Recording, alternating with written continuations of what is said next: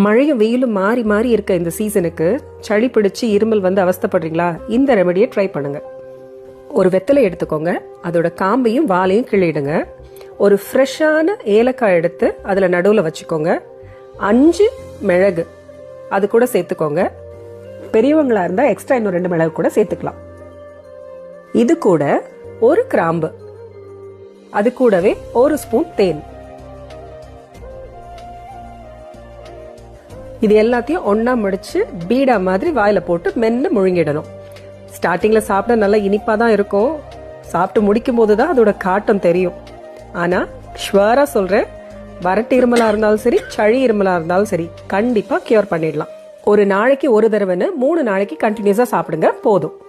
இருமல், சளினால வர தலைபாரம், அதனால வர்ற தொண்டை வலி, இது எல்லாத்துக்குமே இது சூப்பர் ரெமெடி.